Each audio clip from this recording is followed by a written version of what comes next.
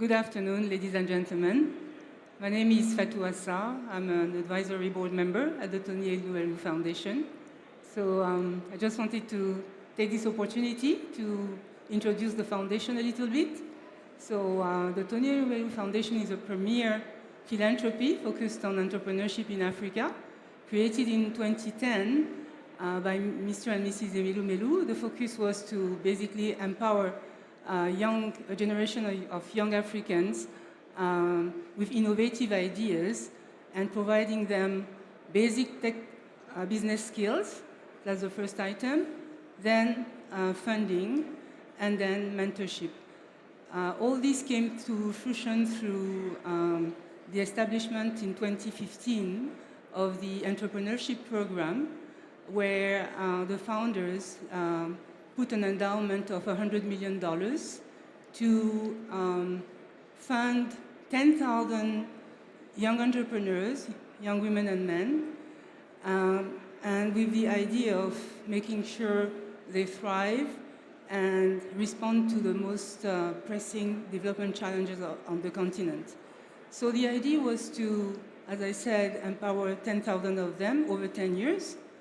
But luckily, we actually empowered twice as many, 20,000 young women and men who went on to create 400,000 jobs. And through our platform, which is called the digital platform, which is called TDF Connect, we actually trained what we call through a mini MBA, business skills, 1.5 million young entrepreneurs. And the gender balance is also something that we overachieved, since about 60% of our alumni are young women. So today, the idea of this panel is basically to explore what more can be done, because you may have heard that by the end of this century, half of the world will be African, with about 60% of them below the age of 30. And tomorrow, by 2030, there will be about 600 million young Africans aged less than 25 years old, and by 2050, 800 million of them who are going to need jobs, and they have thriving ideas. They just need basically to be empowered. So I'm going to sit and have the pleasure to introduce my distinguished guests. So we have Mr. Haytham ElMaayergi, who is the Executive Vice President of Global Trade at Afreximbank. So Mr. Maayergi heads the trade finance group inside and outside of Africa for Afreximbank, as well as infrastructure development and SME financing. In his role, he manages a diverse portfolio of customers and ensures that the bank remains agile in its responses to the current challenges by supporting innovative products and broadening the demographics of his clients. In terms of partnerships with TEF, Afreximbank has partnered with TEF on several initiatives that aim to provide financing to entrepreneurs, focusing on high-impact sectors like agribusiness and fintech. Second, we have an actual TEF beneficiary, Mr. Etiobhio. I hope I'm saying your name right. So Mr. Etiobhio is an alumni, a TEF alumni, selected in 2016. He also serves as an obstetric and gynecologic tutor and an healthcare influencer on social media, demonstrating his integration of diverse skills and passion to drive empowerment and change. He underwent the TEF program's enterprise management training, mentorship, and received a non-refundable seed capital of $5,000. His achievement so far has been to employ over 20 young talents across 6 countries, including Nigeria, South Africa, Saudi Arabia, Canada, the UK, and the US. His company generates over $50,000 in revenue per year. Last but not least, one of us, Mr. Muyiwa Akinyemi, who is the Deputy Managing Director for UBA, United Bank of Africa. He has 20 years plus of experience in the financial services industry across 20 countries in Africa, including investment banking. UBA supports the TF entrepreneurs with financing when their project becomes bankable, so after the initial $5,000 that our program gives to them. And we're really pleased to have this distinguished panel to explore with us the topic of the day, which is how to contribute more to the economic development of Africa through the support to the youth. So I think I'm going to start with the global perspective of a global institution like Afrexim, African but also global. So your institution is a multilateral supporting intra and extra African trade financing. So in your strategic vision, what would be the ideal changes to the ecosystem working with government and private sector in order to foster youth inclusion and contribution to Africa's development? Okay, thank you. I think we believe that our role is not even individually support, but rather create a massive ecosystem. And this is the change we would like to see from all governments, create the ecosystem for entrepreneurs to thrive. So if you look what we've done, we've been sponsoring the Africa Free Trade Agreement, AfCFTA, and on this one, we're trying to enable them, all these entrepreneurs' ideas, how to start a trade among African countries. We recently also worked with a lot of governments on the digital agenda, and we have created what we call Africa Trade Gateway. Basically, Africa Trade Gateway is huge rails for fintechs to establish their business on them. So it has transfers in local currencies between countries, e-commerce and everything. And we're now inviting people and entrepreneurs to be on top of this. But I think the major change also that we advise governments to do is that as we're developing now in Africa, we should focus more on projects that is not capital incentive only, but labor intensive. Labor intensive and capacity building intensive. Because what these projects are doing, once you deploy them, and we've seen it in different countries, they start to employ people, but also create new SME entrepreneurs that cater for this industry, rather than one black box industry that you launch that doesn't really create effect on the society. So these are the main areas that we're now navigating into, pushing more of these industries. You've seen Nigeria and other places how a lot of SMEs and companies now have started to become, provide service to oil companies, bring innovation, bring labor, and also connect with us. So these are the areas: free trade, digital ecosystem, and focus on labor-intensive industries that create labor opportunities and SME opportunities. Thank you very much, Haytham. And that's a very good point that you're mentioning, that every entrepreneur basically generates over 22 times the average annual income per capita in their own corresponding country. So that's just not one entrepreneur that our foundation supports, it's the entire ecosystem, the entire community around them. So the second number I would like people to print in their mind is that those 400,000 entrepreneurs over 8 years generated $2.3 billion in revenues, so since 2015. And we are really hoping that that multiplier effect is just, we think it's just not fully capturing the entire revenue generation that our activities have been able to foster. So I'm going to jump to basically the next speaker, UBA. You are part of our very close family.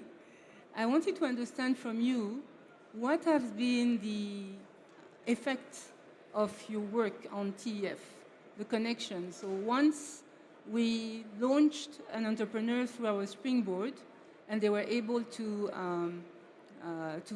grow a little bit, to survive. And by the way, I wanted to mention that our survival rate is about 90% at year 1, 80% at year 2, and the average in Africa is way below 50%. So those that we have been able to help, what have you been able to do for them? All right, thank you so very much, Fatou, for that question. I think for us as a bank, and to these entrepreneurs as well, the first thing they require is access to financing. But for me to be able to extend financing to them, I need to know that they have capabilities. They've developed that capability to be able to manage the funds we're going to give to them as well. And that's basically what we do. So we're able to finance some of those projects that have been made bankable, having gone through the TF network and training program. And beyond that, today UBA is present in 20 countries across Africa. I provide that platform for them for market access. So when they go to Mozambique and they're looking to trade in Mozambique from a Kenya, they first go to a UBA to look at how do we trade in this country. And my colleagues are always ready and available to also support them from the perspective that my group chair is actually the founder of Elumelu Foundation as well. So we're able to provide financing, we're able to provide market access as well, which is critical for SMEs, and we're also able to give them advice in the banking solutions that they require.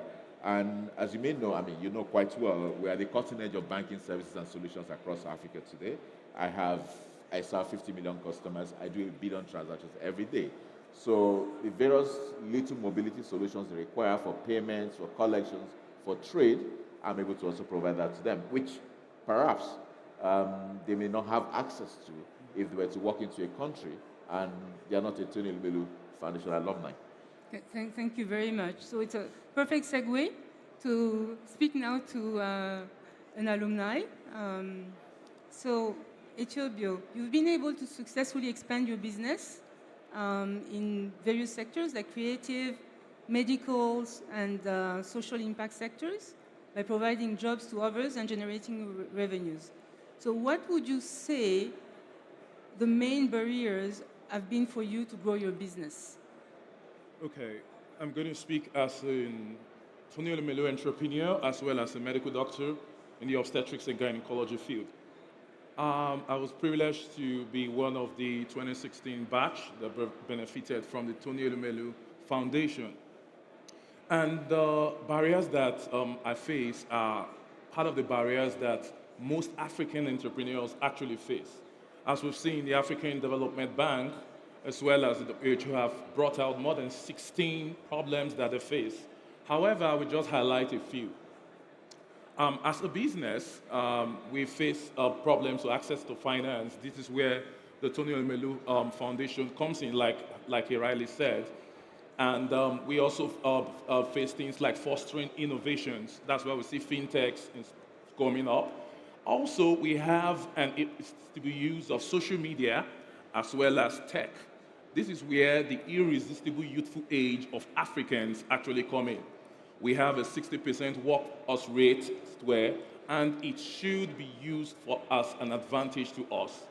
Now, the African entrepreneur cannot actually foster or actually function without a conducive environment. That is why governments and bodies involved in countries must make their environment conducive for the African entrepreneur. And the entrepreneur must adopt sustainability plan. So this is why I said the problems that actually face us are Africa, AFRICA, which I've just stated. Now, the African entrepreneur wants to work and wants things to come out. Now, as a doctor, when in the obstetrics and gynecology field, when a woman gets pregnant, that's the entrepreneur trying to get pregnant and bedeviled by these factors. Many of them have miscarriages, and that's what 70% of African entrepreneurs actually have. Those who are able to actually go through these problems actually take it. And even when they take it to term and they want to deliver their idea, some still have stillbirth.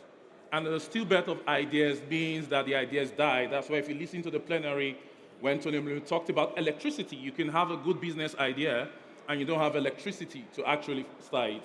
I have been able to overcome this by using alternative G and also trying to use tech, and of which we are doing some things on AI, as it were. Yeah, thank you. Thank you. Thank you very much.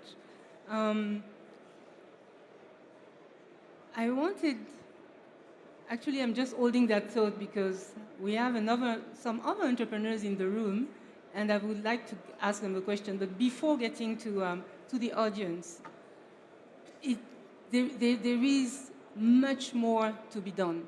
You mentioned the conducive environment, and wherever we can, we also, at the foundation, play that advocacy role with government in terms of lowering some of the barriers, making sure the entrepreneurs are formally incorporated, getting them access to banking accounts, being able to run their books, lowering taxes, all those things that at our small level we are trying to advocate for. But there is much more to be done.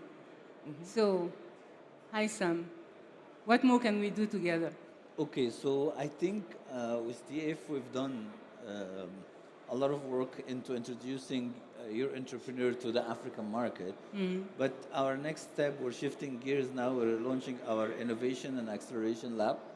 And with us, it will be different because we have a lot of underlying tools for those entrepreneurs to really thrive, like across Africa, payments, trading, the whole thing, where we can collaborate also more into bringing the right entrepreneurs to this thing, because this is also coupled with our investment, with our SME. This will be a very thriving area for us. The other area where we worked very well is across a lot of different countries. We now have our industrial free zones for entrepreneurs, companies, large companies and the likes to start set up business under the free trade agreement, start to produce and start to trade. We created a very interesting environment for them to fast track their setup within these countries. So in the physical world and the digital world, we've been working very hard on ecosystems for them to thrive in. I'm looking forward to CF to collaborate to bring the right people into these initiatives. Thank you very much. So digital AI is really what we've been hearing as one of basically the solution, the engine that will fast track some of the solutions that we've been exploring. I'm going to go back to actually the audience. Our friend, Mr. Khan. Oh, you don't have the mic? The mic is coming your way. To have Thank you. a fuller picture, Mr. Khan, right? Yes. Mr. Khan is not a TF beneficiary. No. However, he's been quite successful. He is in the digital space, and I just wanted to give him the opportunity to say a few words. So just two simple questions. What has been your journey in a couple of sentences? And what is your dream? Where do you see yourself in 5 years, and what do you need to get there? Thank you so much for giving me the opportunity to be part of this amazing conversation. And I would like to congratulate and celebrate what Tony Elumelu Foundation is doing, empowering these young entrepreneurs. This is what we're looking for. We're from Africa, so we understand that, young entrepreneurs, they face a lot of challenges, mainly seed money. And for Tony doing this is just, it's quite remarkable. And, we thank him for whatever he's doing. And, we hope that, he will keep up. In my case, I started a startup in Senegal in 2016. I started a telecom startup. And I remember when I started, they were telling me that, there is a lot of MNOs and you're not going to last more than 2 years. Fast forward, that was 2016, almost 10 years now. We're still growing. We have partnership with many companies. We are part of the Facebook landing cable that's landing in Africa, coming to Africa. We have an NNI, a network-to-network interface with PCCW. We're able to connect people from businesses from Africa all the way to London, telehouse. So I think that in Africa, what we need is more initiative like this, more billionaires that can empower the youth to move to go higher. Today, what I would like to do to deal with connectivity issue in Africa would be to launch satellites. These low orbit satellites. They call constellation. They provide high-speed internet. They're not very expensive. So I'm looking to raise a fund so that people can support it. So the bank like Afreximbank can come in and we can launch at least 50 to 20 satellites to cover the whole entire Senegal with high-speed connectivity, and much more we can go into Africa. And I think we need to have these companies such as what Starlink is doing. There is no way why we shouldn't have a satellite company doing low orbits in Africa. So that's your dream. Thank you so much for sharing your dream. The entrepreneur on stage, what's your dream? Where do you see yourself in 5 years? Well, my dream is large. But as an entrepreneur, I hope to be able to take more Africans out of the streets and sponsor them in the tertiary institutions like I'm doing. I would love a place whereby we could have close to 5,000 to 10,000 of these people and give them a life, because that's the essence of responsibility. And as a doctor, since you're asking me as a doctor, I have my own dreams as a doctor, to be a consultant soon. Thank you very much. So as our founder always says, and that's exactly what you're trying to do, to get people out of poverty, out of their desperation. And what he always says to us is, one desperate person anywhere is a threat to all of us everywhere. So our dream, now I'm going to share the dream of the foundation. We are finishing our 10-year plan, our 10-year initiative, the entrepreneurship program this year, with more than 20,000. I think we're going to reach perhaps 25,000 entrepreneurs. But it's a drop in the ocean compared to the needs that are out there. So our dream is to continue to foster all these partnerships that have helped us double our numbers. So today we are in partnership with the European Union, with UNDP. We are working on some additional partnerships with GCC countries, which we hope to conclude very soon.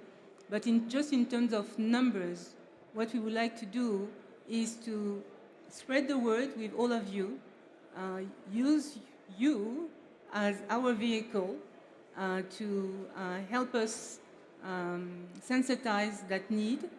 Yes, I just have 1 minute left. And by 2030, reach another 50,000 entrepreneurs who themselves will go on to spread wealth and economic development around them and create an additional 1 million jobs. So if we are able to do that, and 10 other foundations do the same, and we are able to focus on the key sectors that are the most in demand in our current portfolio, meaning agriculture to fight, to promote food security, connectivity, electricity. I think that a lot of the challenges that we are seeing today, by 2030, could at least, we can see the light at the end of the tunnel. So thank you very much, distinguished panelists. We are minus 25 seconds, which is not so bad. And I'm just going to thank the organizers of this excellent forum, FII, Mr. Atias, and all of you for your kind contribution. Thank you, Haytham.